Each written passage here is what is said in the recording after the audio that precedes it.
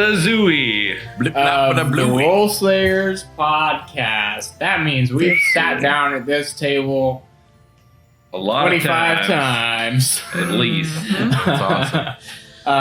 And played D&D together because we like hanging out. And we like Hayden, even though he's, miles and miles and miles away. It still feels like You don't he's know where I right am. there. He is there. He's somehow transported himself into a magic box. It's beautiful. Before we get into tonight's episode, as always, we have announcements. Take it away, Jeremy or John.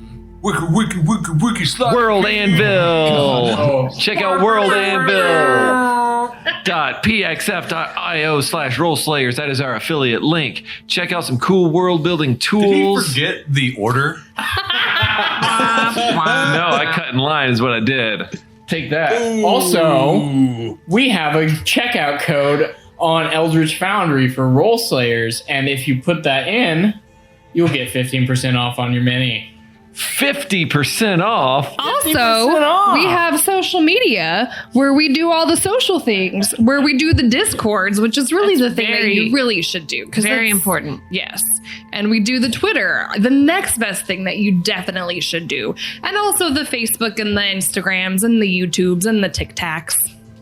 And the Patreons, if you like what we're doing and want to support it. We would love that. That'd be cool. Yes. And in addition to all of those things, bumped very last is Wiki Slider Kings. What's up? Cyruscape.com. And then if that's not enough to get you intrigued, I don't know what is. Nope.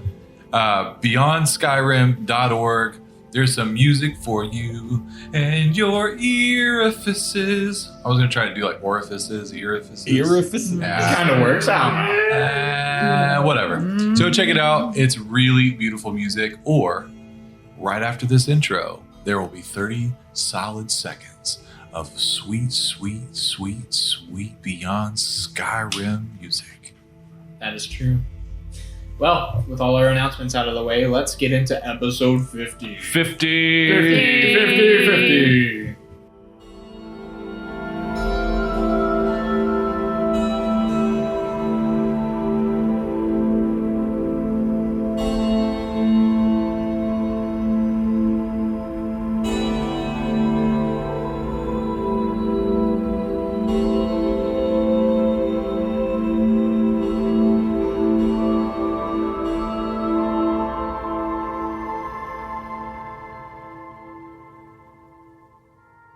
So, last we left off, the party ventured through a checkpoint of the Justicar's forward operation base, it would seem.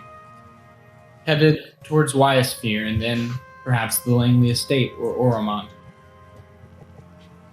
Making their way down the road, they encountered a traveler, blind, though claiming to see premonitions. A vague premonition was given over to Vinny in exchange for a bit of water, and they made their way onward. As well as premonitions, there was a bit of light scrying going on by Cyrus and his ventriloquist dummy. Eventually, he inquired to Bells, "Is there someone I could look in on?" He looked in on her mother, Lori Coburn. Apparently worried, up late at night, before being called away from the window by Bells' father, Charles. Cyrus recognizing the armor and Bells being a bit troubled over the news.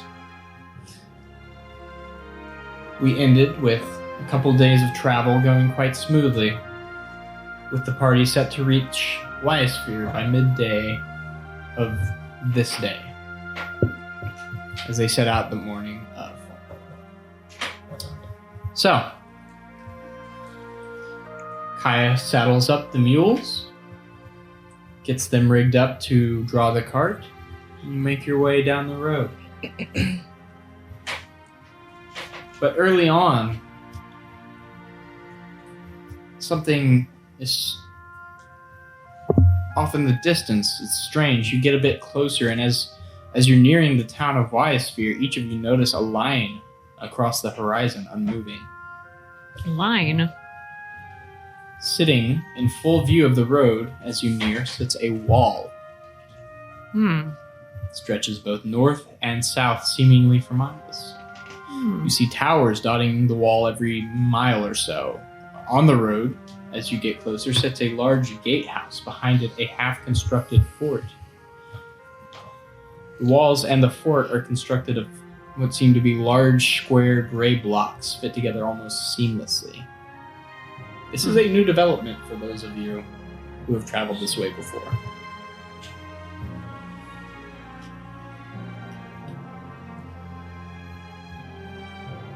I don't remember seeing that there before.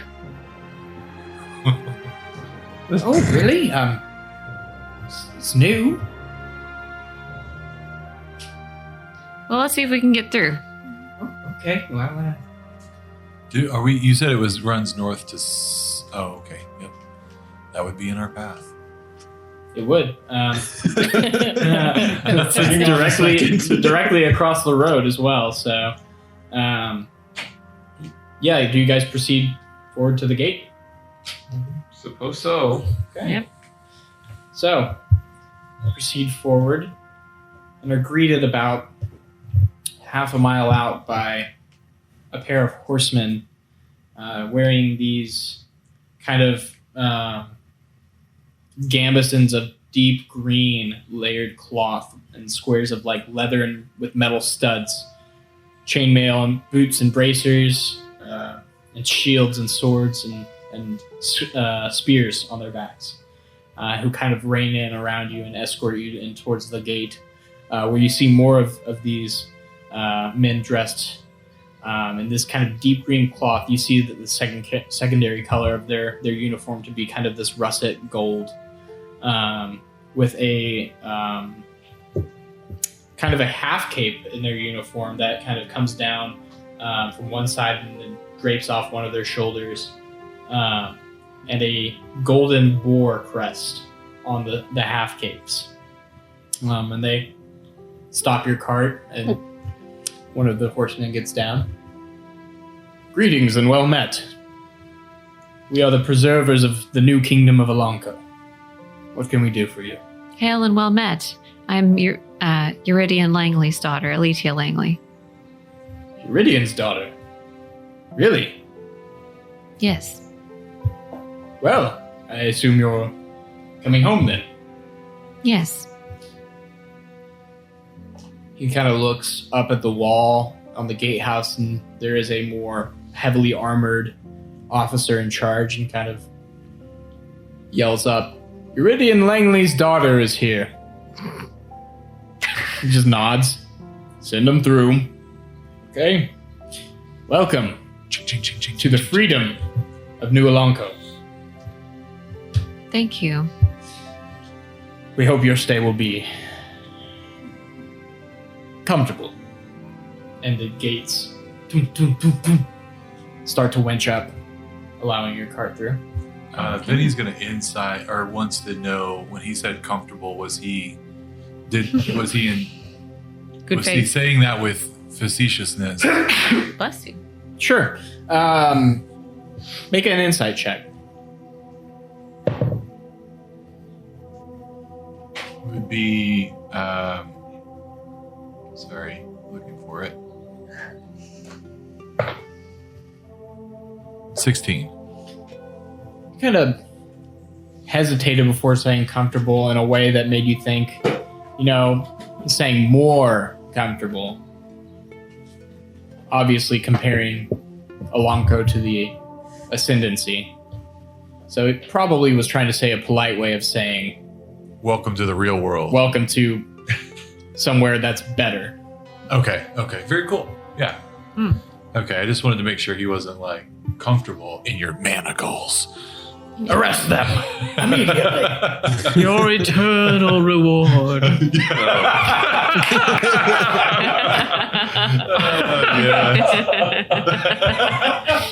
Love it. But you pass through into the fort, and then through another set of gates on the other side of the fort, uninterrupted in your travel. Many of the soldiers take a look at you, and you do see that there are a fair amount of soldiers within this garrison. But unless you have anything to do, you pass through and pass further west. Are you indeed heading towards Langley Manor, or are you headed towards Erangel? Or not Erangel, Oromond. Ooh. Crossing of the fork. Because if you're gonna head towards Langley Manor, you're gonna start to need to bear north. Mm-hmm. Which one's closer? I mean, they're kind of equidistant. Langley Manor is probably a little closer. They're kind of in a little triangle. I'm gonna turn around. What do you guys think? Do you think it wise to stop and ask my father about the Civil War? Or should we press on? Well, typically I err on the side of more information rather than less information. It's he pulls out the map. It looks like it's a minor detour, but still we should reach Langley Manor before. I mean, we'd have to go up a little bit. It's not as direct, but I believe the urgency that we had spoken of earlier was to see your father. Yes. And Let's. not to butt in, but I imagine your father is someone of some import. I know, but I'm afraid I might be a little bit less informed than everyone else. What's his relationship to all of this? Who is your father? I mean, I guess that he was a noble of some sort. Yes, my father owns some land and has some political power. Our family, let's see, I don't know how to best describe it, has often sent their children off to become knights and has been part of the recent uprising in the new Alanco kingdom. So what we've just entered, it seems like he supported the rebellion of the crown and separation from the ascendancy. Oh, this is very involved, isn't it? I suppose. Okay, well, that's good to know. I'm intrigued and, to be honest, a little nervous. So are you headed to Langley Manor? I think we'll speak with my father. We'll make this short. So you head vaguely north on a smaller, less paved road. It seems to be, a little bit more out of the way, but you head in a northern, westernly direction.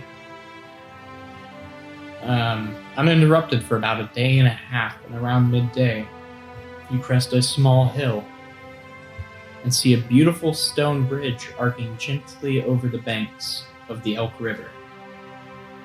To your right, a large water wheel connects a mill house to a stone and stucco building with a thatched roof. As you move over the bridge and further along, the rest of the estate kind of sprawls out before you. Before you sits a grand manor house of brown and black sandstone. On the left side of the house sits a large square tower with a peaked roof. Many paned windows sit in orderly rows, and smoke rises lazily from several chimneys. Directly behind the manor sit several houses, fields of grain and fruit, and pens of animals. To the west of the manor sits an imposing cathedral, towering over the land. A single tower adjoins it with a steeply inclined roof of black slate. At its apex sits a silver statue of Bahamut, wings outstretched. As you arrive at Langley Manor. The old familiar home. Oh, so the Bahamut thing it's a family thing. Yes, This is where you grew up. it is. Huh. It's hard to imagine you as a child. Why is that? Well, I mean, and Cyrus is obviously looking upward at Alyne. Well, you're just so capable and strong. And, well, it's just hard to imagine you vulnerable, I guess. Oh, how sweet. I guess. 6'4". I just did the conversion again. Really is a beautiful little plot of land. So there are like baby pictures of you on the wall or anything? I think we commissioned some artists who are down there luck to do a few portraits of me, but I'm sure my mother put those away. And she's a little, you notice she leaves the subject quickly. I'm sure she's put those away. Well, let's go in. Let's not dawdle, I suppose. They'll probably bring us some refreshments. As you kind of pick at the mules and the stable and kind of come up around the side to the house. The house's like imposing double front doors. You knock, and a familiar face opens the door. The face of the house's caretaker and steward, Robert Hobbs, who's this smaller, portly gentleman of middling age. He's got this shaven face, but he clearly sports a pretty poorly hidden toupee, and has these pale blue eyes. Dresses in kind of a frilled shirt of fine make and vest. teaches t-ball on the weekends. Master Alyne. Master Hobbs, it's so good to see you again. Come in. All of you. Pleasure to meet you. As you're ushered into the modest but nice entry hall. And, He leads you into a small adjoining room. and Vinny, as Cyrus walks in, he's got mud on his shoes or something, and like prestidigitations him. Nice. Make sure everybody looks really good coming in. Yes, and it's this hall of checkered pink and kind of dark red granite, almost checkerboard style. But he leads you into a small sitting room and says, sit. Well, it's been quite some time. And you've brought friends? Well, friends, we've formed a bit of a guild. We've a traveling company, and that's our name is the Guild of Goodwill, and that's what we purport to do, is to carry out acts of goodwill. And you've come home. Well, not forever, but just come to ask my father a few questions. Alyne is modest. We are indeed very good friends. You see a brief look of worry take over his face. But you notice he called her Alyne. And he says, "Oh, I'm afraid Euridian is not presently here. Your family, Elise and your mother, they all went to Oromond to pay homage, and your father served on a war council there with the now king."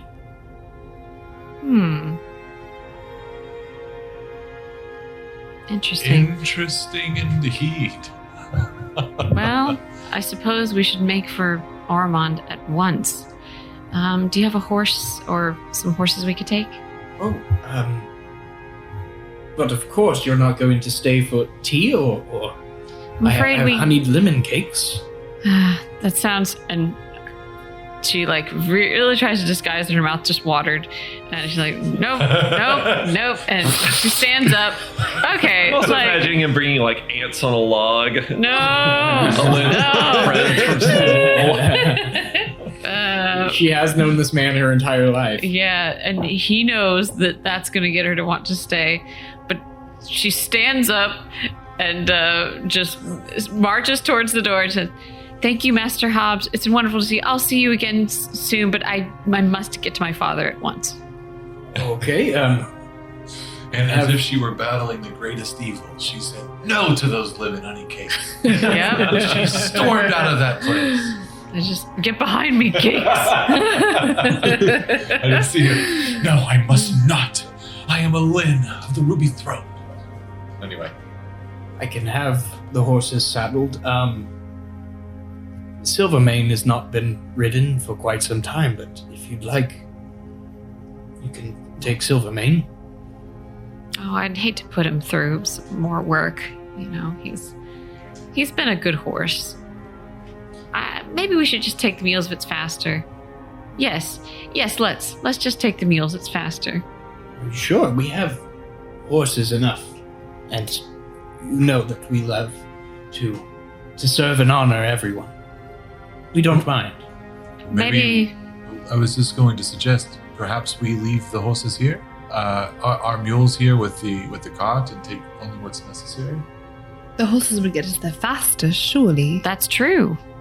I'll have them saddled up. In the meantime, I'll have someone bring some lemon cakes while we're getting them ready, and we'll bring the cart in as well as the mules, and have them stabled and fed. Thank you for your haste, Master Hobbs. I know you know what's important to me. No, of course. These are strange times, and I'm sure with all the confusion you were looking to talk to your father. Yes, I'll... Right away. He bows out of the room and heads off to start saddling horses. Lemon cakes are brought and had, as well as tea, and eventually you are led back out. The mules and the cart are gone somewhere else, but sitting in front of you are 6 horses of mostly brown coat, but there are a couple of black, and then there is a bright white stallion that is a bit older, but it is indeed Silvermane. He did bring out Silvermane for Alyne. Aww. While we're having cakes, I'll kind of do that backhand to Remy on the shoulder. It would be nice to retire in a place like this, wouldn't you say? Oh, my gods above, yes, indeed. I gotta be honest.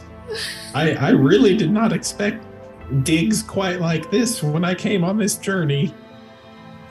I more expected us to be lying in the mud for a few weeks or something, but this is a pleasant surprise. Well, when you travel with our band, you get the best, because we are the best, I think. And also, she has a great deal of money, I assume. Yes, yeah, she does. What's everyone's passive perception? Like 10. 15. 11. 11. It is 17. Yeah. Okay. So Remy and Bells. Vinny says she has a lot of money, and you start to notice and put together a few things. This is especially you, Bells, this is a fairly rundown man. Mm-hmm. This has not been upkept to the degree and status that, for instance, your family's estate might have been. Mm-hmm. So that I think- you do notice that it is a bit unkept. It's still, the building materials are still nice, and the architecture is still, holding. Mm-hmm. But there's dust in corners. There is, Or like maybe the fashions are outdated or something Sure. like that. Definitely. a bit of crumbling foundation. Mm-hmm. The church does look to be mostly unused, Mhm. except for maybe a few people, but it doesn't seem to I think have been This is still maintained. probably the nicest place that Remy has been. Oh, Maybe by ever. far, by far. Yeah. Coming from Oldar, actually, no. You passed through Chaldean, didn't you? Yeah, I assume. You've been to nicer so. places in Chaldean, but that's it. Well, he wouldn't have gone into manor houses in Chaldean. There's a lot of public establishments that are nicer than this in Chaldean. Oh, the public manors. Okay. No, not just plazas in general. Like Public some of the manners. plazas are very. This is the public. It's Sorry, a this is manor the turned city's into a manor tavern, house. a public house. It's a public manor where everybody gets to make their own decrees within said manor. Anyway, I imagine this sprawling landscape is somewhere I would like to, for me and my mother to settle down when we are in our old age. Although my old age would probably come sooner than hers. I never really So thought you're- about that. Oh, that's depressing. Oh, that is very, very strange. Cyrus is going to, without poking around too much into anywhere that would be like intrusive, he's just, kind of going to be eyeing the shelves and flat surfaces for, Portrait, old yearbook photos, old friendship bracelets, outdated youthful articles. Make a perception check. 13. You do spy several family portraits. It's funny. It seems like Alyne doubles in height in each portrait. And you have a little tiny toddler, and then she's somehow shoulder length with her mother, and then just towering over the rest of them in the final one. Alyne, Rachel, if you want to describe your parents and your sister, you may. Otherwise, I'll do it. Sure. So she's towering over the rest of them. Eurydion is like this slim man, but with like rosy cheeks. He's got a nice smile. He's got, blue eyes. Like he looks very friendly. Like he was once a very handsome man, but now doesn't do like a lot of hard labor. So he's just kind of slim but trim and well dressed, but terribly out of fashion. It's terribly out of fashion. Helise looks like the mom. She's totally got chubby cheeks. She was laughing, or at least looks like laughing. In the artist depicted her as having a big smile that stretched from ear to ear. And like so much so that you can't really see her eye color. The artist just kind of did little, notches for where she was beaming too hard. And she's got deep red hair. There's this shy little girl that's kind of clinging to her mother's apron. And it's not Alyne. It's her little sister who has jet black hair, just really looks really fearful. They don't really have like spectacles, but she would have totally been a glasses wearer in our day. Those spectacles are definitely a thing. Oh, well, okay. Well, she doesn't have them. And she's just like kind of squinting and like kind of, looking very worried in this portrait. That's what you see. You may see actually. You also see mounted on the wall under a little plaque. It looks like someone spent more money than they should have on this plaque, but it's a very fancy plaque with like a small little, what looks to be like a narrow training sword, and it says Alyne's first sword. Oh. Training sword. I'm also gonna say, if you look for it, Alyne's proud of. She like sees you snooping around and kind of maybe even just to get you to stop looking at the family portraits. She lifts up a chain necklace with shells, like from a lake, and points out, "My best friend Berzetta and I made this." The what? Berzetta. Oh, Interesting. this is cool. Alyne's like really proud of it. She looks at it for a long time and then places it reverently, like on the very end. But she smiles at it for a long time. It seems like lost in thought, but also very proud. And it's not very good. How old It were doesn't you when look you made crap. this? Oh, we made it. We found the shells. You said how old were you when you Oh. did this? 14. See, I was hoping for like some scraps of bad poetry or something. This is great. That's John the player saying that. Yeah. It's quite charming indeed. Yeah. Did you used to wear it? Oh, she has one too. I like a friendship necklace. We made them. After we spent a day at the lake. It sounds You don't like wear I will- yours anymore? I keep it here. I was afraid that something might happen to it. Imagine if it got cut in battle and all the shells fell off and then I stepped on them. And she looks like really concerned. And then she like shakes her head as if to like dispel the not fantasy but the nightmare. Well, that makes sense. That makes me anxious about some of my belongings now, actually. Anyways, it's quite a charming thing. Those relics from when you're young. Yeah. And then Alyne is done looking at these things and feels embarrassed and leaves. As you head outside, the horses are saddled up and ready to go. You can easily transfer your bags and belongings from the cart have been set carefully on a wooden pallet that's been pulled forward. And you can load up your saddlebags and whatnot with your various belongings and mount up, making your way slowly, maybe a bit sadly, away from the Langley estate, on to Oromond, to the southwest. For another day and a half you travel before, again, around midday, or I guess it would be at morning with another day and a half. Morning of the day after you arrive at Oromond. As you arrive, the horizon the city of Oromond starts to loom on the horizon. These towering spires of what you know to be Aldar Citadel, the bronze dome of Cord's Basilica, the reddish-pink granite of Archon Conservatory. As always, the sprawl of buildings outside the walls, known as Thruel Circle or Muck Circle, lies within sight as well. Those of you who have been here before, as you near the city, there are changes here that you start to pick up on.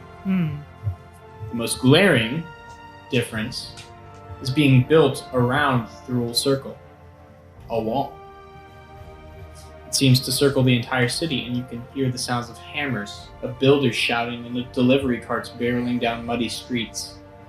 Even more striking is the brilliant green color of the wall being built, as shiny colored clay bricks are seemingly inlaid into it. Even farther into the city, you can see parts of the bronze dome coming down off the Basilica of the Storm. Things are indeed changing as you make your way towards the outer wall.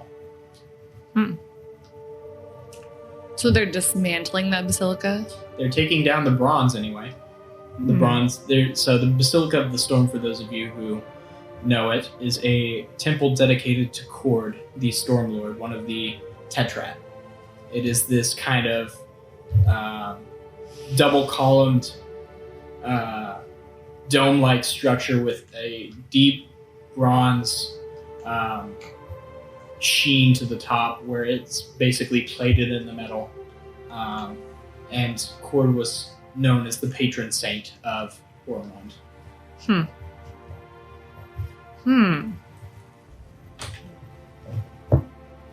I would say that going into Oromond, Vinny would say,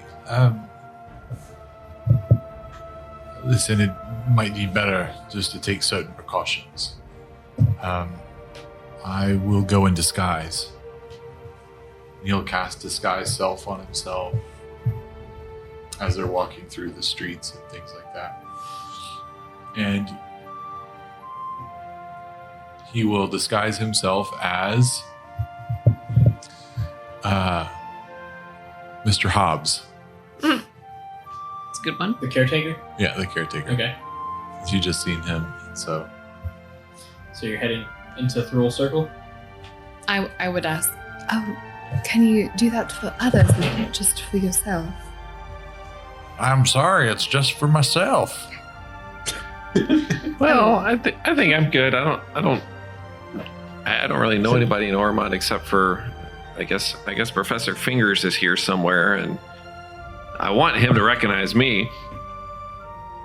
So should I put on a hat or something?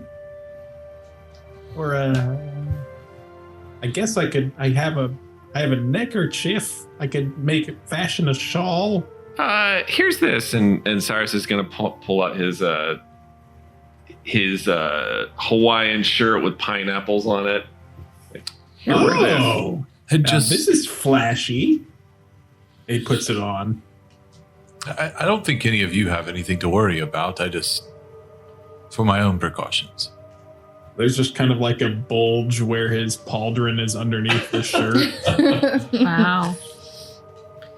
Well, better safe than sorry, I guess. Well, you look like you're having fun. Is it too festive? It seems like it doesn't match the vibe of the city right now. It's all right. Oh no, it's a. I mean, maybe it's a little early in the morning. It's more of an after 5 p.m. shirt, if you know what I mean. I see. Do you happen to have a hat I could maybe match it with? You have that old Panama hat. Yeah. Oh, yeah. I'll give that to him. Nice. Oh, this is perfect. Oh. You look Okay, absolutely I think I'm ready. ridiculous, but that is just fine. Oh, you look fantastic. Don't listen to him. Mhm. And I would kind of take my cloak and just sort of throw it around my back to kind of hide my quiver and bow. So, thinking yourselves adequately disguised, you enter. Except me, I have no reason to hide. Alyne, as always, will draw attention wherever she goes. But you pass through the half-constructed walls of now the outer wall of Oromond, which, especially to you, Vinny, and to you, Bells, is quite a surprise. But you find I inside. will also absolutely keep my eye out for Vorin or really any Goliaths. Okay. I will make note of that. Oh, yeah. You enter Thruel Circle and find that the streets are now cobblestone. And freshly washed and painted houses and buildings are In everywhere. Thruel Circle? In Thruel Circle, in Muck Circle. Ugh. Thruel Circle seems to have been revitalized in a way you never would have expected. And Gentrified. when would this have happened? Because Vinny would have, at the start of this adventure, he would have been 10 days out of Oromond. Seems quite recent. Yeah. Where abandoned houses or lots once sat are now markets or storefronts going on. Steady traffic in and out of the streets by crowds, by horse-drawn carts laden with every sort of resource you can imagine, from wheat to corn to iron. This is a different city than when you left. Oh, they've really done the place up when I was here. The Thruel Circle, or the Muck Circle as we called it. Well, it was much like it sounded a bunch of muck. This is impressive. They've done so much work in so little time. You've been busy. Bells would just be distracted, kind of like craning her neck, looking around. So do you have a heading within the city? You headed Towards the deeper behind- War Council. You're headed deeper into the city towards Old Oromond? Yes. Okay, so you're headed to Aldor Citadel. You make your way, beeline straight to the inner wall. Pass through the gates to Old Oromond, which has several districts you're familiar with. Passing through the Temple District, you see crews of work teams on scaffolding on the side of the Basilica of the Storm, taking down that bronze, and you do see kind of these sheets of what look to be like dark blue lapis lazuli that they're hoisting up on winches. For those of you who haven't been here, the Basilica's it's kind of a double room sort of thing where the outside is walled with just columns, open air, and then the inside seems to be the temple itself. All of it made of this dark black stone. You pass a library of sprawling pink granite with golden domes.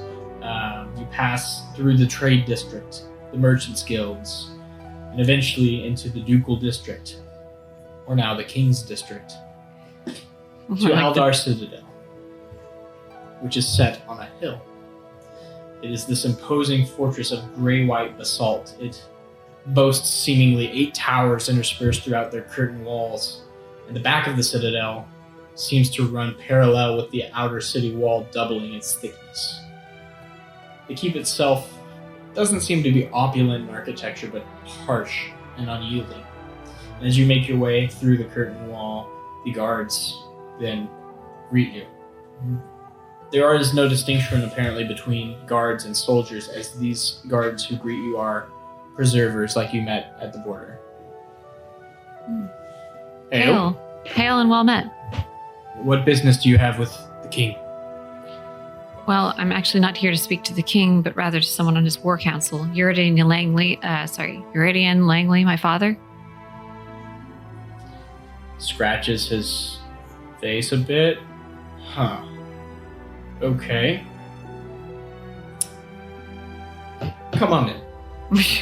Okay. And he leads you up the steps to the interior of the citadel. Your horse is being picketed by stable boys. And you enter into a large hall. Again, very spare, very lacking of embellishment, but very functional looking. There are several murder holes and arrow ports. This is seemingly a very defensible castle. Some of you who know the history may know why, but you make your way into a small adjoining room off the hall. And he says, wait here. Can I ask your business for seeking Lord Uridian? For counsel with my father? His eyes kind of go wide for a second. Oh, yes, sure. I will notify those who need notifying, and they'll come to you. Thank you. This is not a comfortable waiting room, but there are seats and benches along the sides. It looks to be kind of an antechamber. But eventually, coming through the door is a recognizable figure to you, Alyne, your mother, with her deep red hair and smiling visage, kind of half skips into the room and just wraps you up in a hug very quickly. You also see another figure enter the room. Those of you who are nobles, as well as maybe Vinny, might recognize this to be Adrian Costeau. So Vinny would it's just definitely recognize her it. mother and Adrian. Yep.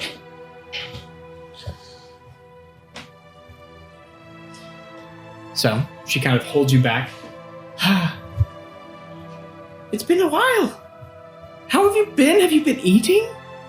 Well, yes. You remember I have to eat quite a lot. Yes, you didn't give up your poetry. Tell me you didn't give up your poetry. Don't worry, Mother. I wrote you some. And she reached into her bag and produces. This one I wrote about the wilds. Oh my goodness. Okay, I will read this right away. Oh. So, sorry to interrupt. Hi. I am Alyne's mother. Nice to meet you all. Hello, I'm Cyrus Greymalkin. Cyrus, nice to meet you. I decided to accompany Alyne on her journey to see you. Make a deception check. I'm gonna port and roll. That's a 1. Because I want to see it play out. Oh my gosh. I do not. That's okay, so I'm sorry. I just want to see it play out. Man, this you're is going the to see a lot more than that play out. PvP. You see her kind of give you a look. Okay. Well, that's good to have you, Robert. And you? Oh, so, okay. How familiar am I with Adrian? Would he recognize me? Adrian might recognize you. You're not sure. Make a insight check as he's kind of eyeing you all. And you see Adrian is dressed quite royally and has this kind of thin, more gaunt face with like a small black beard and a hooked nose and almost flinty eyes, just observing you all. He does wear a stylized silver crown on his head. I rolled an 8. 8? Mm-hmm. You're not sure if he recognizes you or not? I just say, yes, hello, I'm Bells. Oh, Bells. And you? Remington, Northerly Topsford. Remington. And she wraps you in for a very, strong hug. Oh, it's good to meet you all. And you? Oh, I'm Kaya Dole. I'm your daughter's squire.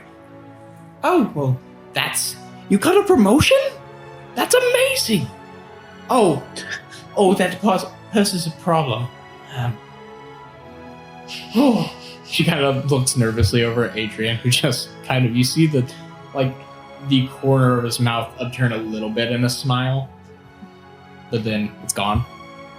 Don't worry, Mother. You know that my first loyalty is to justice, truth, and our family's mission.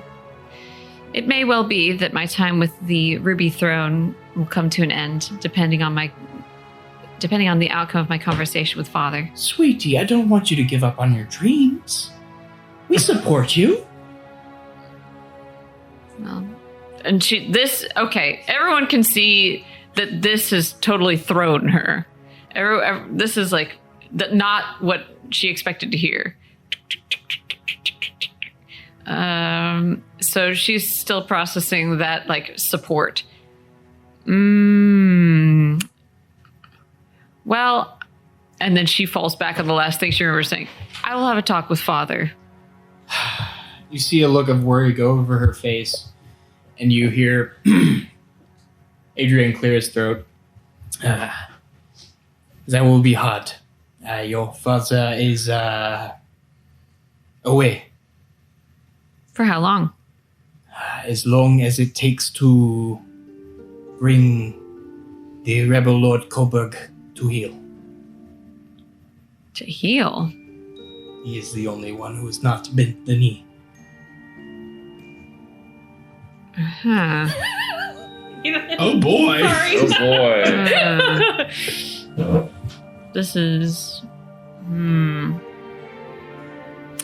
It is now... a pleasure to see you again in this house. Elitia Langley. Thank you, Master Costeau. She doesn't linger, but turns. I don't know. She's kind of looking around. Mother, where's Gwen? Oh, she's in her room reading. All right. I'll send her down if you'd like to say hello. I assumed you were on Knight's business. Yeah, I just needed to have a counsel with Father and get his insights. Our family's always been loyal to the crown, so if there's a reason for us to depart from that path, I felt that he might have a very good reason, and I might be compelled to hear it. But if he's not here, then the conversation may be moot. I've had long conversations with him. Perhaps I can speak to it, or our king. Sorry, it's still strange saying that. Is he open to having an audience? Adrian nods slowly. I see no reason for an audience. I can speak to it now, if you prefer. Does this we mean can have that a formal audience if you'd like. Does this mean that you are the king I of am which the we king speak? of New Alonco. Yes. And she squints. She's like, really? Master Costeau? You're now King Costeau? Correct. King Adrian? Would you like that? Is that the title? I do not like titles. You just may call me Adrian. Well, then you know that I find myself in a difficult position. You remember that I left to join the Knights of the Ruby Throne. I do? To serve, to carry out goodwill through the land. I was knighted. I suppose maybe you could fill me in. I'm more interested to hear from you.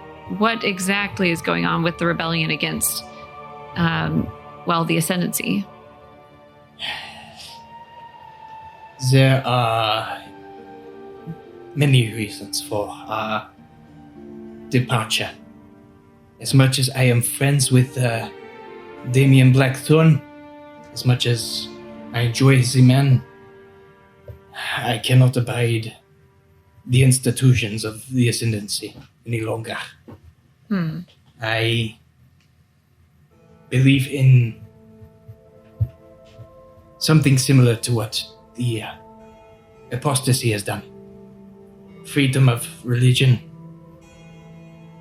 rights to those who are less than fortunate. And I also have personal stake. My family's history is well known. This is true. Well, as you know, my family has worshipped and continues to worship one of the Tetrad. And the Tetrad are welcome within the kingdom of Nurlong. I saw that you were tearing down some of the artifices to the patron saint of the city. Court. His basilica will become something new, dedicated to a new patron saint. Whom? Corellon, the Archhart. Court Why- worship will still be held within all worship halls, but he is no longer the patron saint of Oromond. While we may poise for war, we do not relish it, nor do we relish battle. Why the change?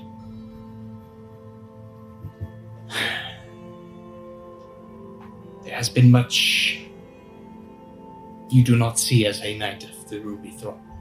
Much oppression, much hardship. The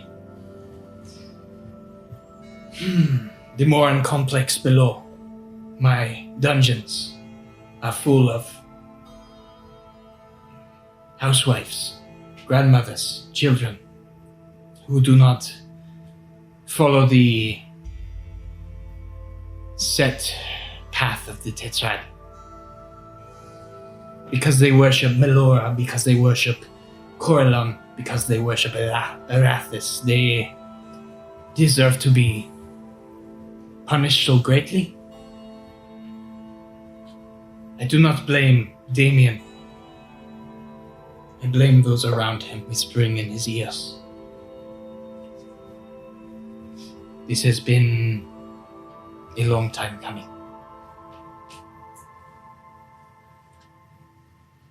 Perhaps. For clarification, did he say Corellon was going to be the new patron saint? Correct.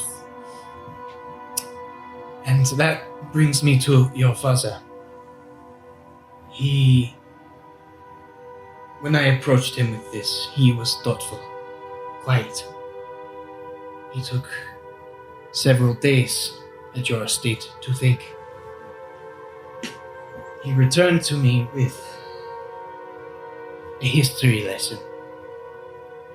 The Langleys once ruled Alongo as kings. They cared for their people. They made sure that they prospered even at the cost of the crown, constantly. And when Martel Blackthorn marched on Alongo, all but the Costeaus, my family, surrendered. The Langleys made that choice, not necessarily because they agreed with the Blackthorns, but because they cared for their people. They wanted to protect them from the horrors of conquest, from the horrors that my family endured. And they did. But now, seeing as many of us are aligned and seeing as the ascendancy is less steadfast than it was in its defenses, Euridian decided that it would be prudent for all his people under his estate, under his lands, under his rule, to not have the yoke of Black Thorn oppression hanging over their heads. And so now he serves me and has endeavored to bring in this Charles Goldberg. His wife, your mother, He looks over at your mom. is a guest of Aldar Citadel and has served me well on my war council in his stead. Really? And she's like processing this new information. She blushes as, again, she's not known for. She's known to be a little bit, head in the clouds, but she blushes. Yeah, I've been helping.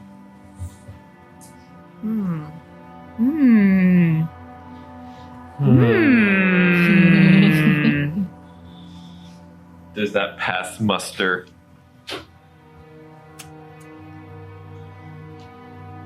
Yeah. You can make an insight check on all this. if you Sure, like. sure. Let's make an insight check. Just to see.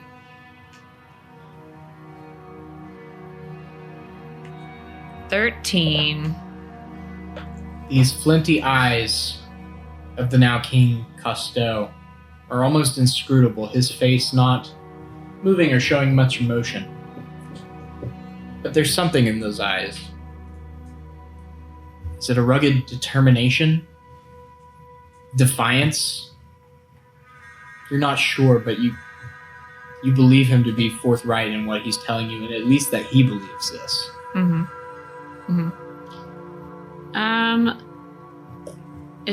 Do I see anything like untoward? Like my father's away and she's on the war council helping out. Sure. I'm gonna, like, there's not anything going on between Hilise and this guy. With that inside check? Probably not. He's got a wife. It's actually his wife is the daughter of the Kitagora. Okay. Well, I knowing my mother in game doesn't seem likely, but I also think it doesn't seem likely that she's providing much useful intel on the War Council. I'm like very doubtful. Oh well. It's not my War Council, not my battle. Not the first round draft pick. No, but if you're having, go get them, guys. You can do it. Then Alyne's going to make the judgment call. If this is my father's decision, this is the way of my house, I will, unless I hear from Bahamut that I should change course, change direction on this, I'm going to go ahead and align with my family, and their allegiance is my allegiance. If my mother serves you, so shall I, in the regard that I still intend to maintain my knighthood, to travel and to do good, but you will have, if your life is threatened, then I will protect your life. And if you, unfortunately, I can't swear that I'll do your bidding or go where you send, but I am aligned with the side of justice, peace, upholding, making sure that those who are in danger are protected. And while that is open to interpretation, I will take the definition that you and my family set. I am honored to have this happen. And I will accept it. Fear not, you may serve as a knight, because regardless of the status of war that we find ourselves in, I do deeply care for the people of the apostasy. And the knights are one of the few groups that seek to protect it, not just from exterior forces, but internal. I would very much like you to continue to protect Damien Blackthorn and protect his people. So, welcome to Oromond, all of you. If you'd like to stay here at Citadel, feel free. If not, we can set you up somewhere nice. The Oromond Corner Club, the Wyvern's Tail. If you require sustenance, let one of the people know. You may not see much of me, but I am around if you need anything. I am, after all, my people's servant. And he kind of gives a shallow bow. Nice king. Does this like kind of coincide with what I would know of his general character? It's off, but not... Here's the thing. Duke Adrian always felt off to begin with. So it felt like he was a bit manufactured every time you met him.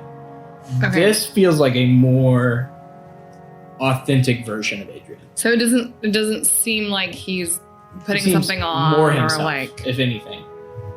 okay.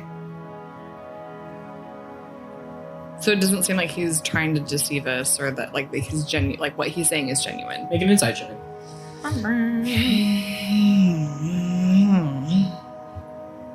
21.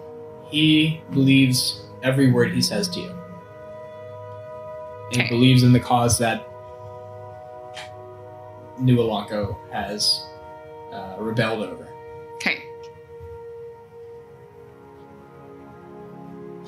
So, is there anything else I can assist you with, or I can be on my way? I think Bells would just kind of be like markedly staring in disbelief, trying to like process all of this. Yeah. And Mr. Hobbs is just standing there quiet, holding his hat or whatever, or just holding his hands together. Honestly, probably trying to be in a very quiet corner of the room, or very unassuming, whatever that is. Inconspicuous. Very inconspicuous. Basically, all you know about him is that he brings snacks. Yes, Yeah. that's it. And he showed up to. Yeah, and in retrospect, Vinny's thinking, Scott, bad idea. What was I thinking? But it's okay. Because Alyne's family is nice. Nice enough to just be like, oh, Whatever. all right. So as he posits that question, Elise will say, "Oh no, we're good. Wait, I'll help him." And he gives another short bow and exits the chamber. So why are you here? You just come to check on me and Father? Well, for our council, which would determine my alignment with either the crown or this crown. So I'm grateful that Duke Nay, King Adrian, has not forced me to choose between my duties to the Ruby Throne and my duties to my family. There are some things I can be grateful for. However, I have a mission that is above them all. Oh, does this have anything to do with that young Linus boy? Yes. Still? Wow. Yes. Well, how's he doing? Did you patch things up? No. Oh, I'm sorry to hear that, sweetie. Player Jeremy is laughing. We did not patch things up. Image of Alyne imagining herself stabbing him repeatedly multiple times with like each sword. Then snap back to reality. There goes gravity. Oh boy. Then it's like, no. I'm I might stop by and see Gwen. We'd love to stay here. We'd love to stay here while we're in Oromond. We're conducting a little investigation, maybe or maybe not related to Master Linus. And Feel free. We have chambers here. Some of you might have to bunk together, but it should be okay. maybe I'll stay with my sister. Would it be possible? Sure. She's become quite quiet, but she loves her books and playing music. She's grown up while you've been gone. I'm eager to see her, but I don't want to frighten her. It's perfectly fine. Are you... I know it's quite early. Do you have business in town before? Or would you like to go up now? I'll go see her now. Okay. The rest of you, I can show you to some chambers within our wing. You can set your belongings. Anything you want in the saddlebags of your horses brought up, you can dictate to one of the helpers within the castle, and they'll bring it up. And she'll lead you. That sounds wonderful to me. Of course. I got all your names already, correct? Yes, you're Remy. She hugs you again. How tall is she? She's Go ahead. Thank you very much. short. This is nice. She's quite short. Nice. But then she leads you up into an adjoining tower, up into kind of a wing of rooms. Each of you within these fairly adorned rooms, but not overly, luxurious. And then leads you over to Gwen's room. Alyne says, "Okay, well, I actually do have some war council things to attend to. It's quite strange. I'm not very good at it, but I'm trying my best. Anyway, talk with your sister. Thank you, madam. It's good to see you again. You don't have to. Thank you." Alyne whispers, "Sometimes it's better just let him pretend." Okay, well, my head in the clouds sometimes, but sometimes I mean, it's easy to see a rock in the sky, I know. He makes me feel the same way, but I promise he's got a good heart underneath all that. Well, have a good morning. I'll check in with you later today. She Okay. walks back down the hall with purpose. Did we see where the War Council room is? You did not. Okay, we just know it's somewhere in the. Within the Citadel, So now we're all in our separate rooms. if you should choose to be. You probably would bunk with Cyrus, Vinny, and she'd probably give Remy and Bells their own rooms. There's probably 3 rooms. Is there kind of the other like 2. a central lobby area? It's a hallway. And Do I know where their room is? Yeah, they're all Okay. adjoining rooms. Okay. And would Vinny, would he? Does this look like it's a common place where a lot of traffic is, or is No, it kind of it's a off to the private side? hall. Okay, cool. Yeah, then Vinny will stay. Vinny will stay. So they go into, They're everyone goes adjoining into their rooms. so we have shared doors.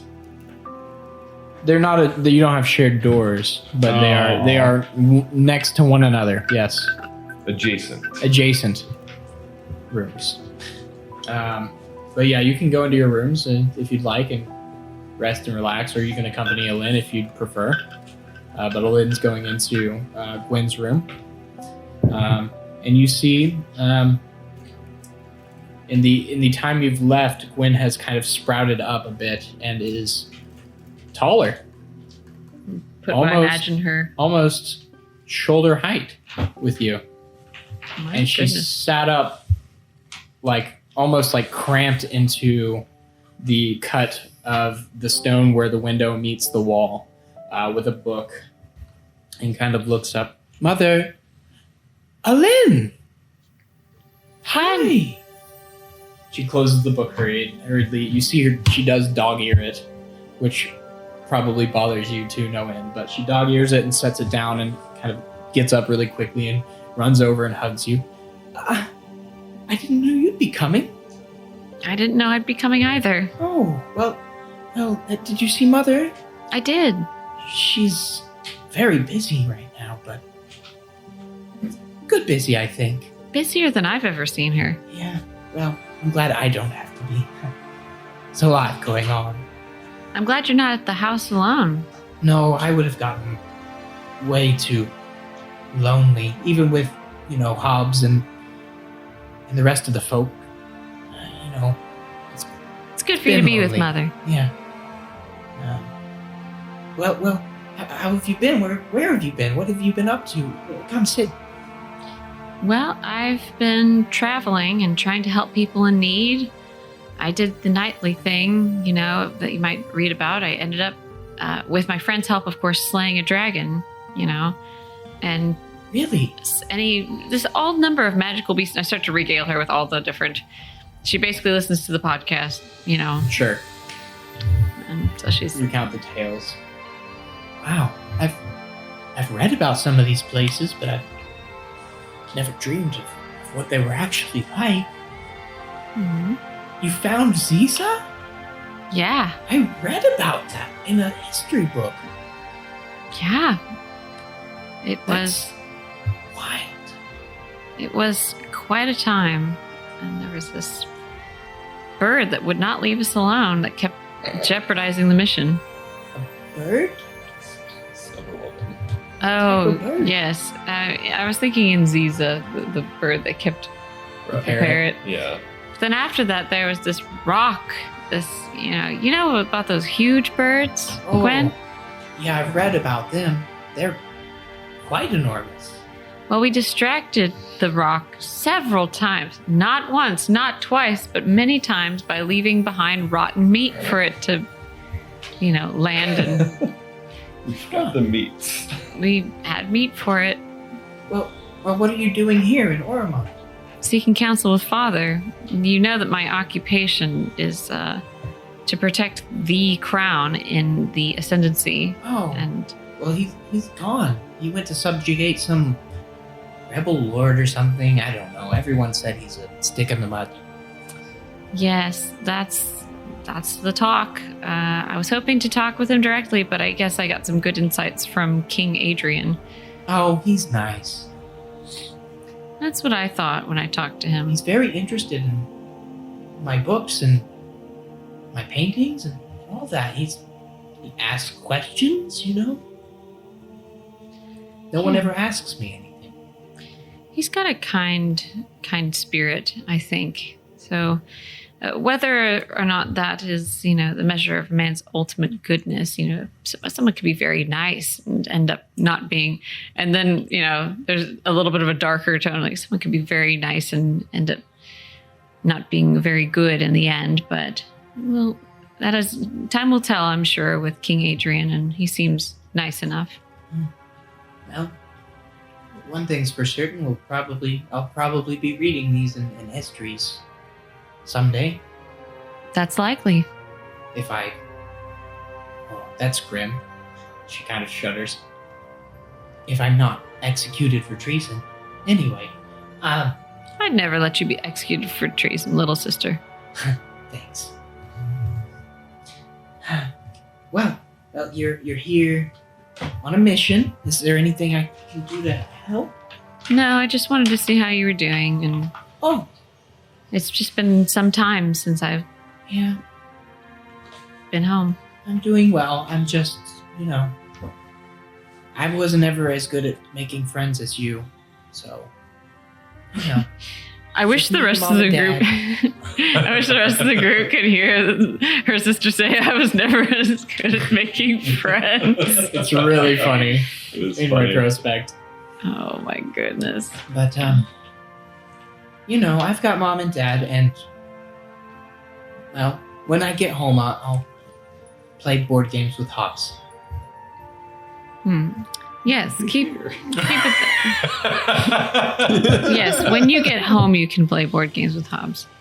Well, speaking of, I do have a mission to get back to. I'm glad you're well. Good to see that you're still, that you're still you. It's nice. Good to see you. Well, are you going to be here a while, or are you leaving again? As long as it takes to complete my investigation, and then, well, I don't know what's next. Great. So I'll see you at dinner. And she flops open her book again and curls back into her reading nook. Okay, and she sighs and goes, and then she stands at the doorway and then yells back, "Oh, and by the way, I'm rooming with you," and then close the door. You hear this heavy sigh. And you hear muffled through the door, "No stealing my clothes." I couldn't fit in them anyway, she says to herself as she's on the other side of the door and just leaves. I'm rooming with you, Mom said. Mom said. So, While that's, I don't know, while that's happening, what's up? as soon as Vinny gets in his room and the door closes, he drops disguise, waits till the hallway is cleared, and then sneaks out and then raps on Bells' door. Okay. And You're thumping on your doorbells. I'd open it. oh my goodness, Bells, this is insane. And he just starts moving in, walks into the room. I cannot believe this. What are we going to do?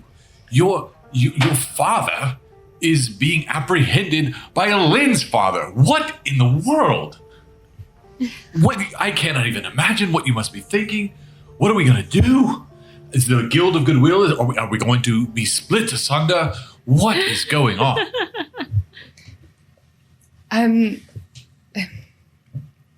If you knew my father, you'd not be quite as surprised.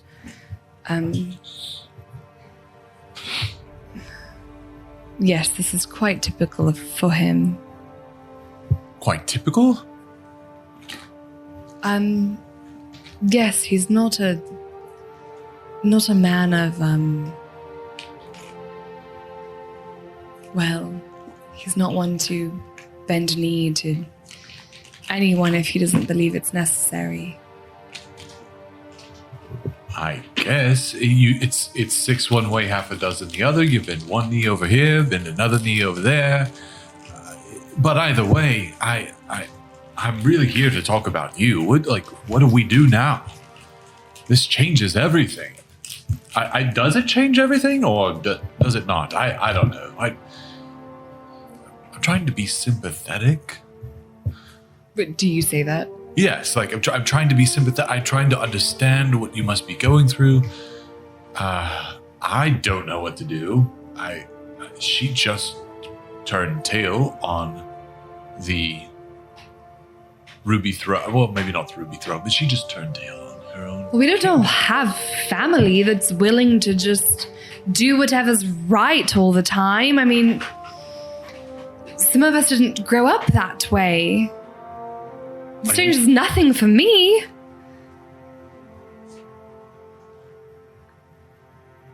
Well, I certainly didn't grow up that way either. It seems like Alyne's father is on the march to apprehend your father. What will he do? I mean, perhaps he should be apprehended. I don't know what he's done. Okay. Well, I don't know what to think in this moment right now. I'm thoroughly confused. But are you saying this out loud? As yes, the character? absolutely. Yeah, he is. I was hoping. I mean, I don't know. If someone was coming from my mother, I would be marching to Alyne right this minute, and it wouldn't matter what knee they had bent or not bent, or what knee she had bent or not bent. I would be for her. And Bells now, will just start crying. Oh. No.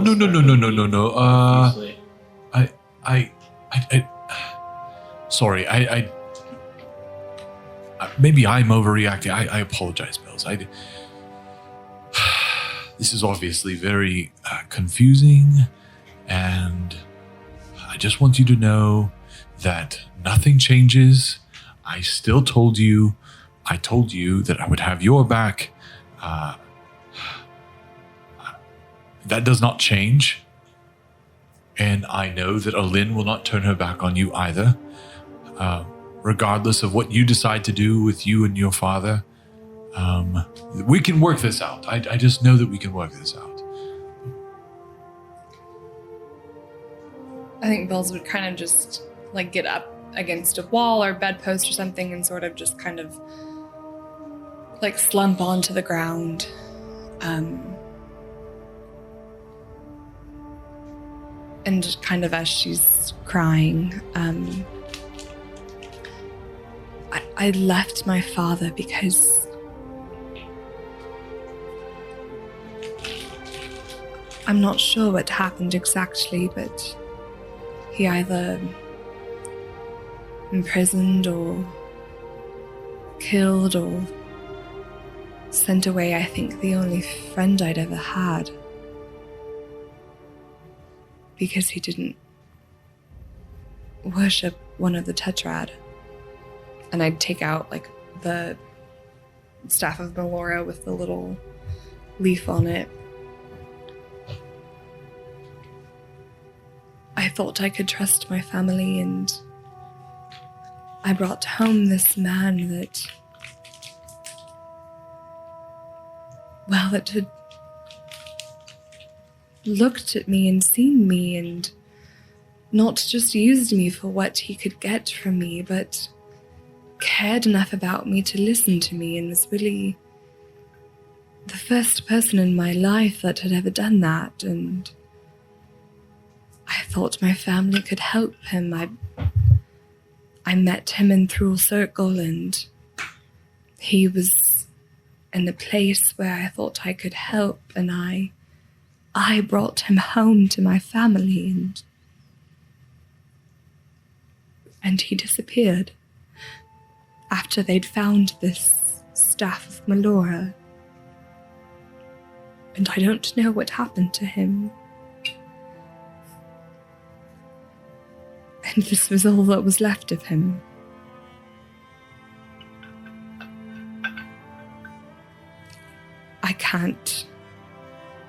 I don't really know what to do with that information. And what do you think after hearing what Adrian had to say? My father has only ever wanted power and status and fame and money, and he's used me my entire life, and his entire being is just about gaining status and power, and I think he's trying to hold on to that, and it worked decently well for him once before, and I really have no idea what to think, but I'm not sure he's in the right here. Wow. I am deeply sorrowful for your plight. I think about how enraged you were after that play that smeared your family name. And yet, we stand here and it seems as if you're running from the very thing. And I can tell that there's just so much more to try and learn and understand. And I can't imagine what you're going through. Yes, you don't understand. It wasn't seeing them smear my family name. It was seeing what my father had done to others. That was really upsetting. Oh. Yes. He doesn't even really believe in the worship of gods. We have, temple backed a code or whatever that, he doesn't He believe doesn't worship? Not really. No. He thinks it's idiocy. It's wasteful. It's... So he uses the means of the land to assert power over others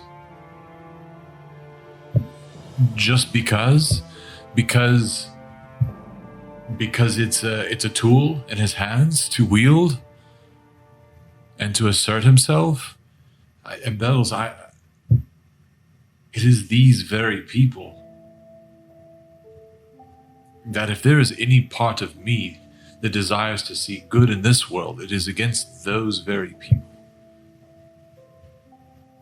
And yet to be family with one who has such disregard for others. She would just start crying again.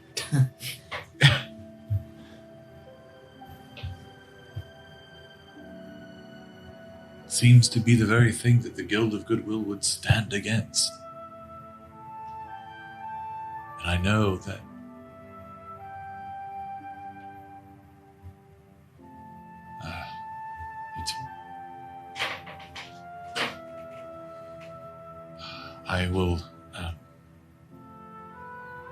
I'm here for you.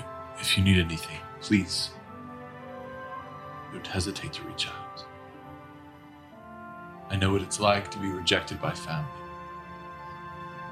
And I know what it's like to reject family. It's about this time that, Alyne, you exit Gwen's room into the hall.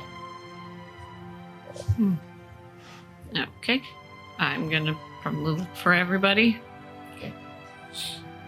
Knock on everyone's doors.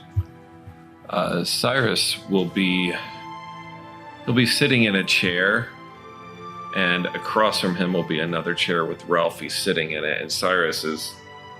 he's leaning back, stroking his mustache, and he says to himself, I think we need to see a jeweler.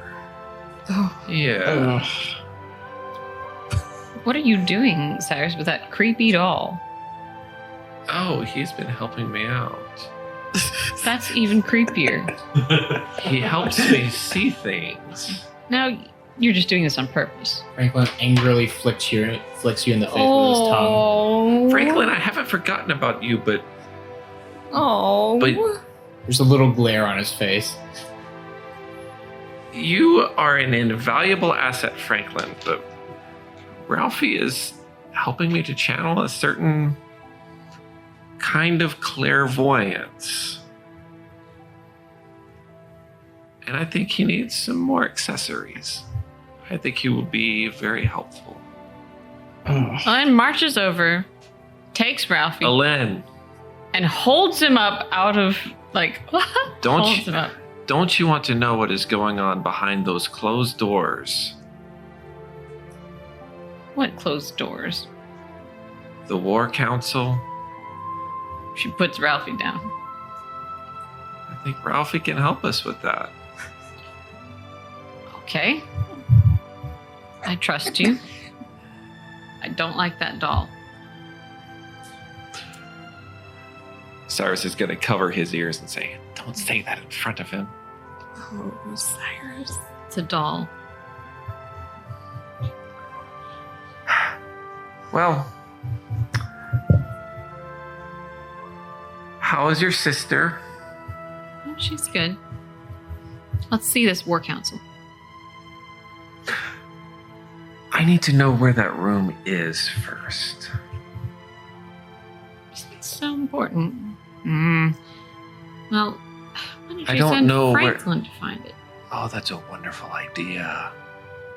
Franklin. That's a great... looks at Franklin! this, and you see a little smile. Finally, this. a use for You two can work together and we'll get... No, that does not be over hasty. No, Franklin. You help us find the room, and then Ralphie can help us see into it. Angrily flicks Ralphie in the face with its tongue and then waddles off into the hallway. You should listen to your familiar. He doesn't like Ralphie. He needs a horn. Oh, what? What? You know, like a little trumpet. No, I don't think he does. I think he does. I don't think so. Anyways, let's go find the others. While we wait for Franklin. You guys can gather one by one in whoever's room you'd like. Let's gather in Cyrus's room. He's already got the setup, the seance set up.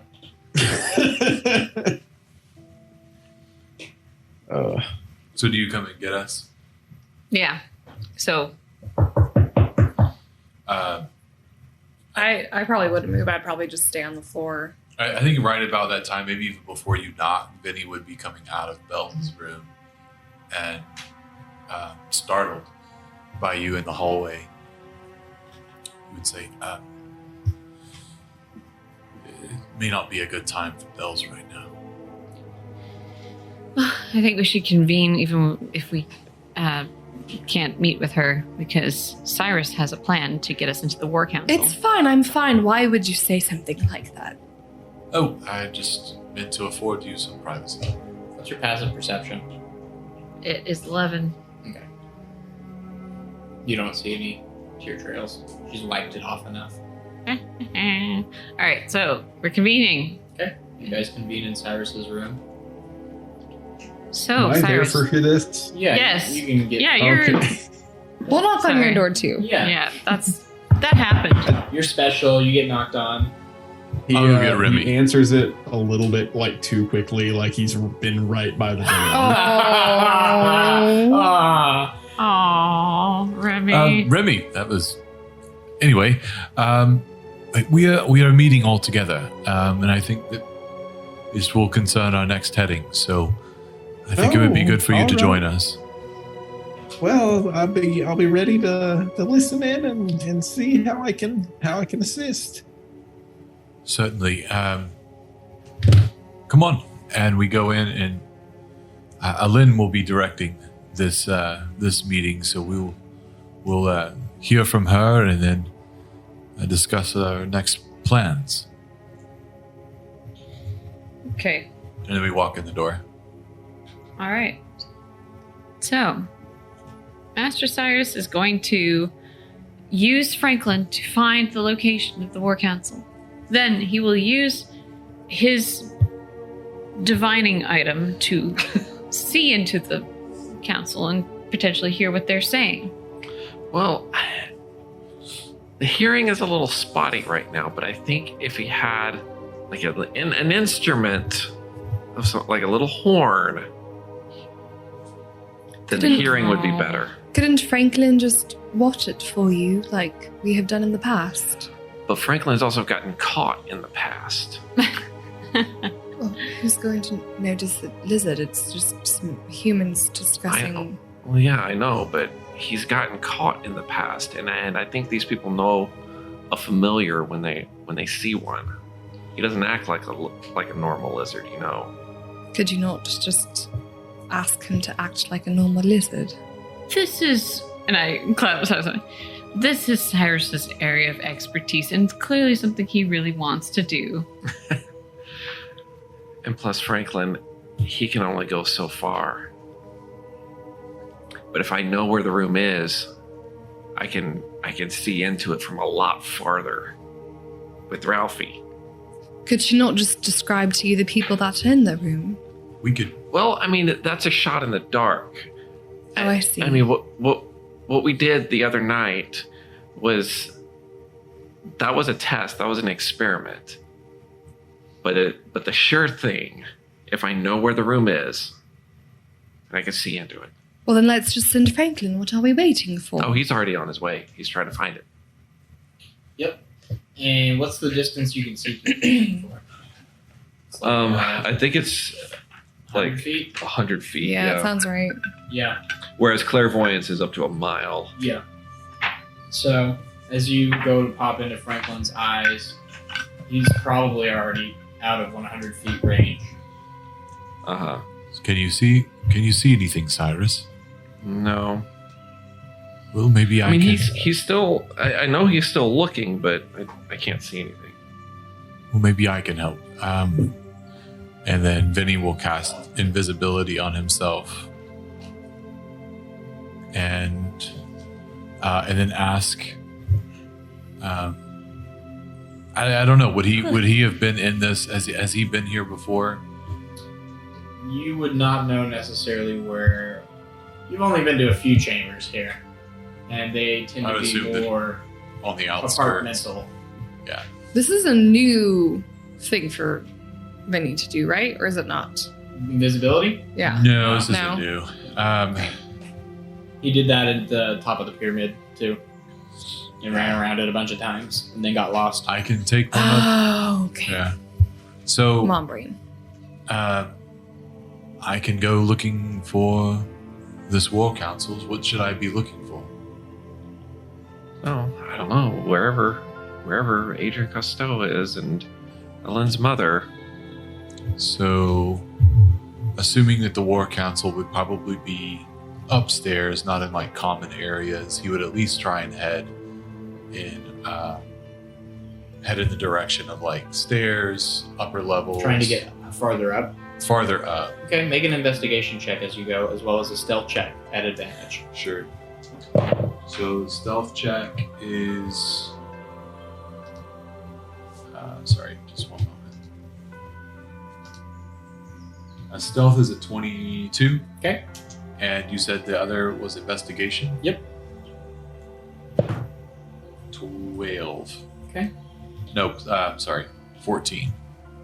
You do a pretty good job of kind of scouring the upper chambers, passing through several other kind of halls dedicated to seemingly lords like Eurydian. A few, more servant quarters, a large kitchen that seems to be 2-story actually, but no war council. You do find a recognizable door. The apartments of Adrian and his Mozal's chambers, behind a set of large oak doors, but that's it. Okay, and then, so if he wasn't able to find anything upstairs, he would go downstairs, thinking it could be something central, some central place of strategizing. Make another stealth and another investigation. Natural 20 on the stealth. Okay. Plus, so 25. Okay. And 18. Oh, sorry, I rolled 2. I should Just take it at advantage. I don't care. I'll just do between the two. You've been here once. Okay. Just give it advantage. 20. Yeah, Franklin's also 20. looking at the same time. Yeah. About the time that Franklin comes skittering around one corner in a chamber behind the main audience chamber, you come around the other corner, and both look to a door that seems to be guarded by 4 very heavily armored preservers. Franklin not seeing you, but you seeing Franklin. But this seems to be probably where the war council is taking place. You see Franklin almost smirk to himself, looking very pleased, and start to trot back with his tail up in the air. Oh. Okay, perfect. And so, the doors, are they open? No. They're not open. They're closed, 4 guards. Yep. And Vinny in his head will say, this must be it. Okay. And then he'll also do the same. Okay. He'll He'll go head back. He'll head back. Okay. And he'll try to think of how would he get there, basically. How would he tell Cyrus to think about it, where to get it, like locate Sure. the location. Try and map where it is out. it? Yeah. So Cyrus, about 40 minutes goes by, Mm-hmm. and then eventually, in your consciousness, Franklin comes back into range, and you see him come trotting in, and sticks out his tongue happily. Mm-hmm. He's found it. Okay, great. And so, I mean, in Find Familiar, it does say that we can communicate telepathically. So I assume he can show me where. He can show you where it is. Okay. And he shows you a small image of kind of basically his route. Okay. So based on what I've gathered from Franklin, I'm going to go ahead and cast Clairvoyance. Okay. Vinny, you stroll in as Cyrus is kind of excitedly talking with Franklin, and then pulls up the doll. Okay. Okay. I found it. It's looks like you may have already figured it out, but Yeah, I mean, I can get the location from Franklin better than from any audio. I'm sure Yeah. I'm sure you would do a stellar job describing where, but Franklin can show me more clearly. And now let's see what Ralphie can show us. Sure. So you see in the eye of Ralphie a large table, circular in nature, with maps and different sorts of pieces representing castles or forts or walls, various units, and several people leaning over it talking. You see Elise, Alyne's mother, as well as King Adrian Costeau, and he's murmuring, "If we move troops here..." But hang on. The way that the spell works, I'm going to rules lawyer myself on this. Good, no problem. I can either see or hear. Okay. And So you see them yeah, and talking. that's why I need the horn. Yeah. So that I can modify the spell. yeah. Okay. Yeah, we'll work on that. But you see him pointing and gesturing, and make a perception check. See if you can read some lips. Okay. You wouldn't choose hearing in the War Council? I don't have He doesn't the have the choice. I don't have the components for it. Oh, I see. Um I thought you could choose one. Perception 16. 16. You catch out some, like, you can make out some of the words that they're saying with reading of lips, and they're basically planning and strategizing the movement of troops.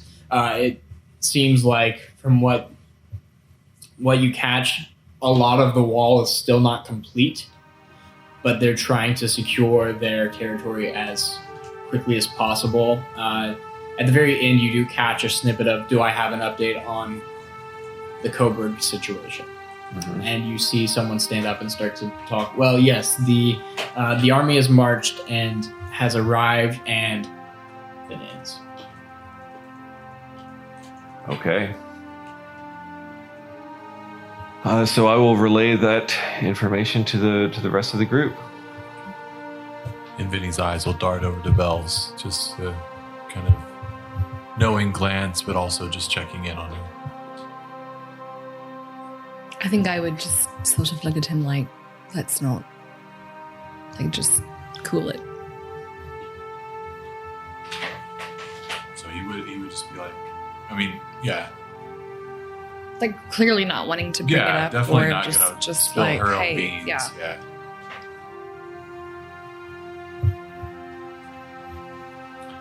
At that point, Kaya kind of peeks her head in there.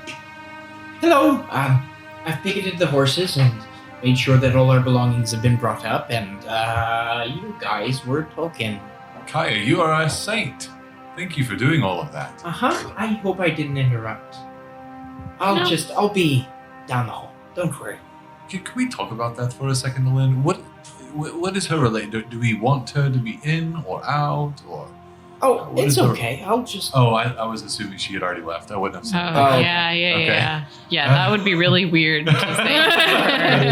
Yeah, Do we no, I'm like good. her? Do we like her? Yeah, that's good. That's what he's Yeah. asking. He's like, Is she cool? And she's what's it- cool? Do I? she's just gonna kind of like, we'll tell her what she needs to know. It's a need to know basis. Okay, should we be treating her like? Should we be hazing her? Should we treating her no. like dirt Hazing underneath our her? feet? Or? No, we'll treat her with kindness and respect, but I don't want to over-involve her. She certainly doesn't need to know that we are spying on the War Council. Yeah, no. I think she will know what she needs to know and no more. But that doesn't mean we treat her badly. Well, you know, Squire. Maybe a little. I bit, don't know. A these things. little bit of hazing. Light hazing is fine. No, light hazing is not fine. Oh, yeah. She's my squire. You don't get to do the wiggle motion and say, Wiggle motion.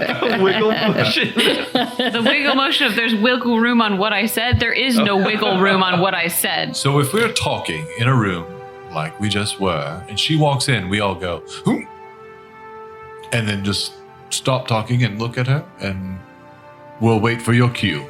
How about that? Yeah, I think we should, let the conversation come to a close naturally. And if she asks about it, explain that it's on a need-to-know basis. It's our mission, and she will understand it. That's not her purpose to ask questions about the mission, especially since she's part of the Ruby Throne and she's serving the crown. And if we are crossing to subjugate someone, I don't know, let's just say we're doing something, that's contrary to her. She is under no obligation to follow me in my allegiance. So I don't think it's best to keep her in the circle. Have you discussed us crossing into New Alanko with her? What is her thought there? I haven't asked her thoughts because I haven't needed her thoughts. All right.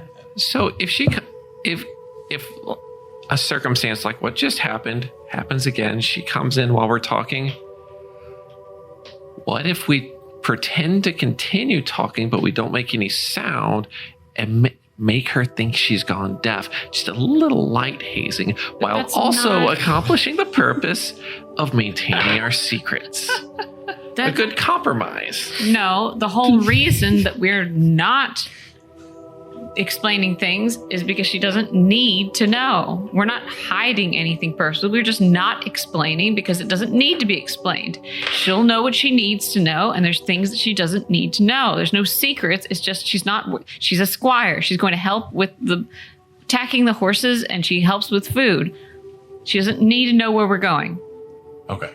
So, hush hush around Kaya. Yes, exactly. All right. It doesn't matter. I think we're in agreement here. Well, I think what's evident is that we are all under very strained circumstances, and that is becoming more and more visible. Why is that? Also, what is the mission now? This thing has gotten very confusing to me personally. Well, let's reorient ourselves. I'm glad you said that, Remy. So we are here to scout out some leads in Oromond to bring down the Costeau family. Once we're done here, we will... I don't know. We just need to track down those leads. So it's Vinny's companions. It's Vinny's contacts that we're supposed to seek out next. Yeah. Yes, let's just go deal with that already. And nothing of this. What was his name? Well, your father. Well, I think there are maybe some things that are hitting a little close to home for some of us that would probably just want to keep our fingers on the pulse of what's happening there. But, I'm following Alyne's lead on this one, but I also, considering the, her dad versus her dad showdown that's about to happen. I'm sorry, what? We might just want to be in the know about it. No, Bells? We haven't known each other long, but, your father is, oh dear. We don't know what my father's doing. Right, but your father is, I'm blanking on names. Your father is, the Coburg. Yes. Oh, I see. This is very convoluted indeed. So let's continue on with our mission, and should we need to come back to this, we can. We'll just keep our ears to the ground, and just if there are any developments, we'll just try and be aware. But we have a mission that we need to engage in that takes priority. Yes, this war is clearly irrelevant to us at this time. I'm actually quite frankly glad that we're saying that now, because were we to engage in a conflict of a political nature, I cannot engage directly in those unless I'm directly harmed by either party. In which case, I would be expending my efforts ensuring that everyone else stayed healthy. Yeah, we Okay, wait. Wait, you have rules. Would Bells be familiar with any of that? With the Yeah. rules of his organization. Right. Make a history check. Okay. Because you're probably the only one who might. Oh, a nat 20. Nat 20. I'll explain then. So Yeah. what you know about their organization is Yeah, that they're Hayden, the character, has Yeah. kind of explained it before, but I just didn't know how to react. Well, I Hated have not the explained character. very much of it, and I Okay, won't lore he's the dump character. anybody or anything like He that. is the But character. what you know about this is that they appeared in the last Great War. In that time, they established themselves as medics of some renown, Mhm. and if anybody interrupted that course of duty, Mhm. their primary objective is to completely eliminate the interruption. Mhm. The Tenderhearts however, did they serve do your father they as do well. To a Okay. degree. Sorry. Sorry. Hayden. However, they are not allowed under any circumstances to preemptively strike. Okay. Okay. So they were wartime medics for both the apostasy and the ascendancy. Okay. Yeah, I feel like I knew that. Maybe not. Or at least understood the rules of what could happen in battle. Yes. So that's the long and short of it. There's plenty of other activities I can engage in, skirting skirmishes and whatnot, but not ever directly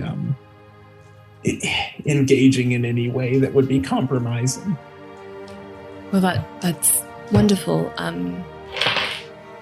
I don't really plan to engage in any political skirmishes either. Alyne, Venuthra, what should our next heading be? Well, I need to make a visit to the Broken Tusk. See. Would I know You've that place? heard of it. You've not been. It is a very, very seedy location. Okay. You'll know that there are known to be people look away. The guards would look away, but there is a fight night that happens in the sizable alley behind Okay. the pub. Okay. There's a reason that it's called the Broken Tusk Pub. There's lots of bar fighting and whatnot. Okay. Is it all fist brawls? Not always. I mean, are we talking like dog fights, cockfights? No dog Anything fights like or that? cock fights, but People fights. people get It's shanked on occasion, two and if they can get halflings away with it, knives. they can get away with it. Did you say two halfling fights? Yeah, it's just halfling fights. Oh my gosh. In the alley. So there is a place where, well, I suppose probably the easier visit would be to Barrowman's momentary missives, just to see if that.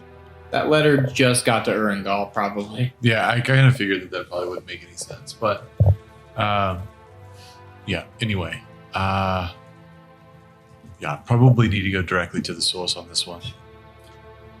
So you're headed to the Broken Tusk? I feel like I might need some backup here, but it might be better for me to go in alone. Maybe we can have some sort of plan. If you do not hear from me in a certain amount of time, then you come and investigate. You take Franklin with you. Are you sure You you do you want to need go muscle? alone? Yeah, Well- I can be your bodyguard. It's not that I need that. Knight I of the Ruby Throne at the Broken Tusk. I am trying to avoid conflict, not bring it upon myself. If I can do so, then I think we will have a successful meeting with one of my previous colleagues. Could you take Franklin with you? Osiris, could you watch him as he travels? We can wait outside. I think if Franklin would be willing to come with me, then Oh, could that thing, I don't want Watch anything to him? do with that. So the plan is for you to wait outside until I and look understand through it. Franklin? Yes. Okay. And I'll go inside. And then, so my thought is we go there. I will disguise myself and go in and ask for a friend and see if I can, see if I can arrange a meeting and uncover some more information. What should the signal be? Should you need us, or shall we just only come if it's necessary? Good question.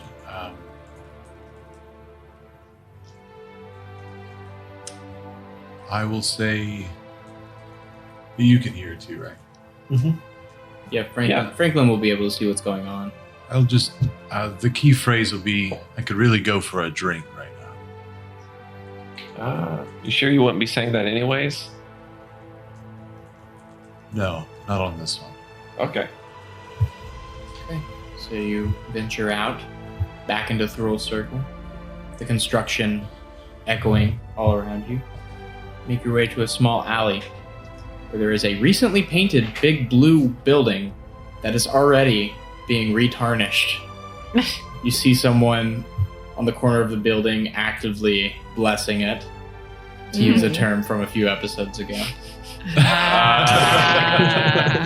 And a very large, full-blooded orc standing out front, bouncing people or, letting people in. And would he be letting, who is he bouncing? Vinny would know who he would bounce. People he doesn't like, basically. Vinny would be okay in his book. You know this orc.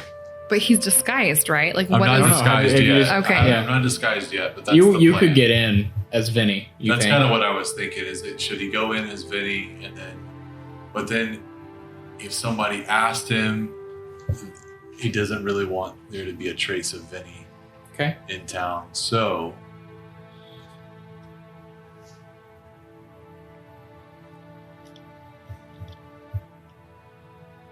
jeez.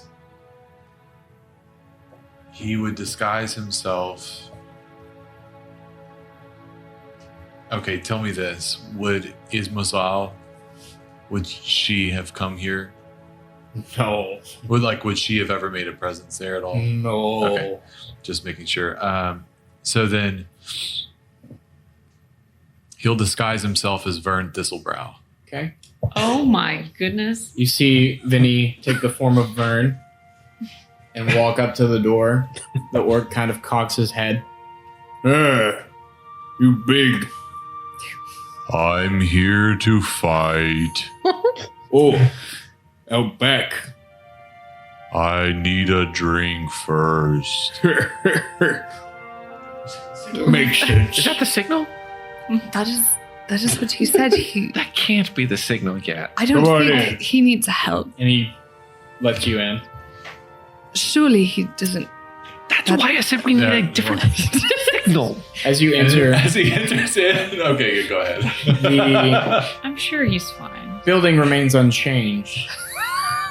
On the inside, tavern brawls afoot, drinks slung, and in the corner, in a booth you recognize, is a tabaxi gentleman with kind of darkish fur, looks to be kind of these liquid gold eyes, one ear missing, front fangs peeking out from his mouth, with this kind of black garb, tight-fitted, studded leather armor underneath, and his van braces with his throwing knives. Tome of Secrets, sitting in the corner, having a drink. Perfect. Okay. And under his breath, he'll whisper to Franklin? Sorry about that. That was not the signal. Sorry about that. That was not the signal. Oh no, I was just waiting to see what you do. So he will make his way through the crowd, keeping on the outside as much as possible, just not trying to move through or make a scene or anything like that. but he'll make his way over As to the the booth. most giant man that could have Yeah, possibly. with his maul and everything. Yeah. You know, Make your way over to the but booth. slowly, unassuming, not making eye contact necessarily, or just normal. As you approach, Tome of Secrets makes eye contact with you, or not really, because he's staring up at where Vern's eyes would have been, so he's looking slightly above you. Can I help you, friend? And that's where we'll leave it. Oh,